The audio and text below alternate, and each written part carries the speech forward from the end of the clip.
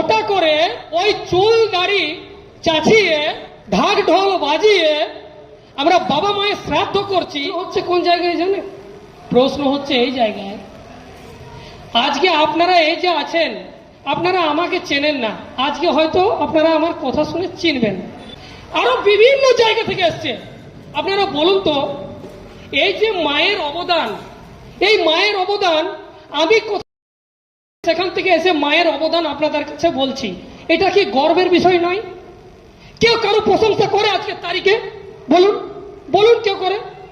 প্রশংসা শুনতে জানেন তো সবারই ভালো লাগে।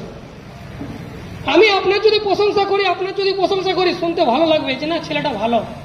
তো আজকে আমরা আসানসোল থেকে এসে, কেউ দুর্গাপুর থেকে, কেউ ঝাড়খণ্ড থেকে, কেউ কলকাতা থেকে এসে এই যে মায়ের শ্রদ্ধার কথা বলছি, যে মা কত কষ্ট করে আমাদেরকে লালন পালন করে, এই কথা পণ্ডিত এসে বলে। দুটো টাকা, চারটে টাকা নেওয়ার আশাতে কি করেছে, ওই ধুতি পরালো, ঘটা করে এই করো ওই করো, কেন থাকে ওটা দধি হলদি না কি বলে জানি না, বাস শুয়ে পড়ে লোটা গড়িয়ে দিয়ে ব্যাস মায়ের শ্রাদ্ধ করে। ওইটা ভালো না আমি বাইরে থেকে এসে মায়ের প্রশংসা করছি সেটা ভালো? আপনারা বলুন, আপনারা উত্তর দিন, কোনটা ভালো? নিশ্চয়ই এটা ভালো। বুঝতে হবে, ভয় নামক যন্ত্র আমাদের মধ্যে কাজ করে। আজকের পর থেকে যারা এখানে রয়েছেন বা যারা আমার মাইকের আওয়াজ শুনতে পাচ্ছেন, তারা যদি ভয়টা বের করে দিতে পারেন নিজেদের ভেতর থেকে, তাহলে জানবেন আপনি পরিবর্তন হয়ে গেছেন। আগামী দিনে যদি আমাদের আত্মীয় স্বজন মারা যায়, আমরা ঘটা করে এই সকল কাজ করব না।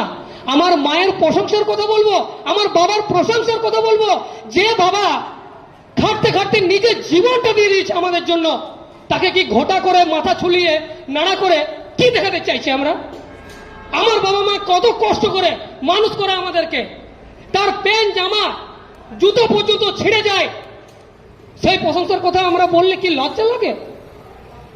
আমরা বলবো না?